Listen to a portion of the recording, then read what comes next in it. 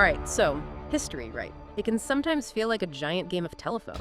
You whisper something in one end, and by the time it gets to the other, it's completely different. Absolutely. It's so easy for details to get lost or misinterpreted over time. Exactly. And that's why I'm so excited about today's deep dive.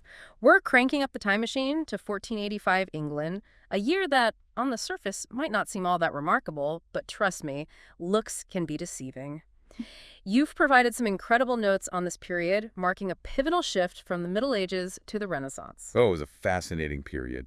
1485, it was the dawn of King Henry VII's reign, an event that set off a chain reaction of changes in England in its social structures, its power dynamics, even its language. Okay, you've definitely piqued my curiosity. So let's start with this whole social shakeup. Your notes mention knights becoming gentlemen farmers.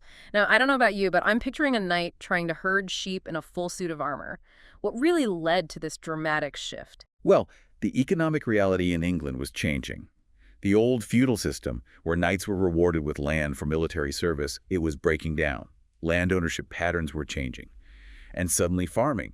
It wasn't just a necessity, it was a business. So these knights, they had to adapt or, well, get left behind, huh? Exactly. And many of them, they saw the writing on the wall. They traded their swords for plows, their armor for account books, and became these gentlemen farmers. They weren't just tilling the land. They were managing estates, experimenting with new agricultural technologies, even dabbling in trade. Wow, talk about a career change. But this upward mobility, it wasn't just happen at the top of the social pyramid, was it? You mentioned something about King Edward I and his, shall we say, unconventional approach to promoting farmers. Ah, yes. King Edward I, a shrewd ruler, he recognized the importance of a strong, landowning middle class for a stable kingdom. So he issued a decree that elevated a group known as yeoman farmers. These were farmers who owned their own land, a step above tenant farmers. He bumped them up into the landed gentry. That's fascinating. So he essentially created a new class of landowners. Precisely. And this wasn't just a symbolic gesture. These yeoman farmers, they were ambitious, they were eager for a piece of the pie, and Edward Athesis saw their potential. It really blurred the lines between social classes and had a profound impact on England for centuries to come. Okay, so we've got knights turning into farmers, farmers climbing the social ladder, a king playing social engineer. But this era wasn't just about the rural life, was it? What about the guilds? How do they fit into this changing landscape? Ah, the guilds. They were a powerful force in medieval England. Think of them as the gatekeepers of trade and craftsmanship. Bakers, weavers, blacksmiths, you name it, every trade had its guild. So they basically controlled who could work in each profession, right? Exactly. They controlled the training, set the standards, even dictated the prices of goods. Now, on the one hand, this system ensured quality and consistency. You knew that a product made by a guild member met certain standards. But on the other hand, it also gave guilds immense economic power. They could be pretty strict and inflexible, too. So they were essentially like powerful unions. In a way, yes. They protected their members' interests and wielded considerable influence over their respective trades. And they did a lot to maintain the quality of goods and services, which is important. However, like any system, it wasn't without its flaws. And as England's economy evolved, a new force emerged. Powerful merchant organizations. Oh, so this is where things start to get interesting on the business front. Exactly. These merchants, they saw the limitations of the guild system and they saw an opportunity. They started offering goods at lower prices, often sourcing them from outside the traditional guild networks. This created competition, which of course the guilds weren't too happy about. But for consumers, it meant more choices and often better prices. It shook things up. I can imagine it's like the classic story of disruption and innovation. But all this talk of economics and social structures, there was a whole other revolution brewing during this time, wasn't there? One that involved a different kind of power, the power of the written word. Absolutely. We can't forget the rise of the literate class during this period. And this was a game changer. For centuries, education had been largely confined to the clergy and the nobility. But now, a new class of people emerged, educated in law, administration, trade. They began to demand a place at the table. And this newfound literacy, it wasn't just about reading for pleasure, right? It had a real impact on how people viewed the world. Precisely. This new literate class, they didn't just absorb information, they questioned it. They challenged the authority of the church, they demanded more transparency from the state, and this shift in thinking had profound implications for the future of England. It's amazing how literacy can empower people to question the status quo, isn't it? But this era, as transformative as it wasn't exactly a time of equality, was it? Especially for women. What were their lives like amidst all this change? That's a really important point. Unfortunately, women in 1485 England faced immense social and legal constraints. Their lives were largely dictated by societal expectations and the church's teachings. Marriage was often seen as their primary destiny, and many marriages, especially among the upper classes, were arranged for social or economic gain, leaving women with little say in their own future. It's a stark reminder that progress doesn't always reach everyone at the same pace, does it? But were there any glimmers of hope, any signs of women pushing back against these limitations? There were indeed. While the historical record often focuses on the limitations placed on women, there are intriguing hints of their agency and resilience.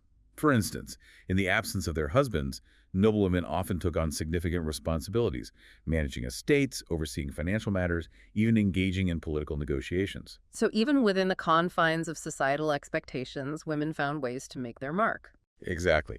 And these examples, while often overlooked, they highlight the untapped potential and capability of women during this era.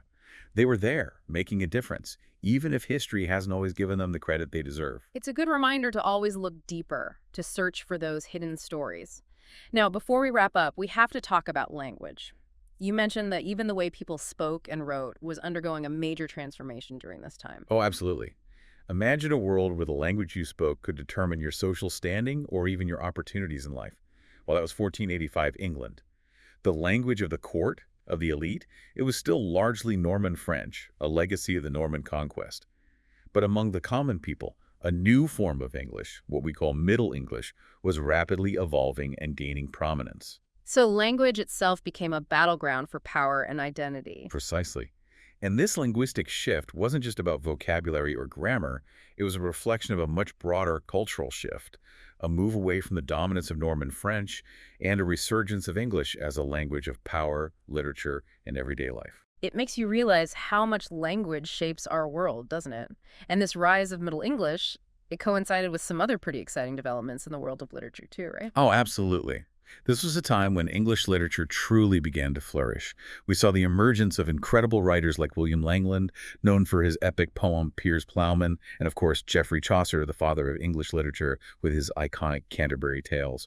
Their work captured the spirit of the age, the hopes, the anxieties, the changing social landscape. They gave voice to the common man and to the English language itself. Their stories, they're still read and studied centuries later. That's incredible. But even with these literary giants emerging, there was another, even more monumental development that would change the course of history: the printing press. Ah, yes. Yeah. The printing press, introduced to England by William Caxton in 1476, it was a game changer, a true revolution. Suddenly, books, which had once been rare, expensive, and mostly the domain of the wealthy and the church, they became more affordable, more accessible to the masses. It was like the internet of its day, spreading knowledge far and wide. Exactly. Literacy rates soared, people had access to a wider range of ideas, and knowledge, as they say, is power. This single invention helped fuel the Renaissance, the Enlightenment, and the modern world we live in today. It's mind-boggling when you think about it, how all these threads, from knights becoming farmers to the rise of literacy, the guilds, the printing press, even the evolution of the English language itself, they all intertwine to create this monumental shift from the Middle Ages to the Renaissance. It makes you wonder, what will historians of the future say about our own time? It really does. But if there's one key takeaway from our deep dive today, it's this. The transition from the Middle Ages to the Renaissance wasn't just about a change in artistic styles or the rise of new ideas. It was a fundamental reshaping of English society, its power structures, its values, its very identity. And the echoes of that transformation, they still resonate with us today. It's like setting off a chain reaction. One event leads to another and another, and before you know it, the world is forever changed. Speaking of which, I have one final thought-provoking question for our listeners today. If you could travel back to 1485 England, knowing what we know now, what opportunities would you seize? Would you invest in a printing press? Try your hand at being a gentleman farmer? Or perhaps, just maybe, you'd set your sights on something even more audacious, something that could leave its mark on history. Food for thought. Until next time.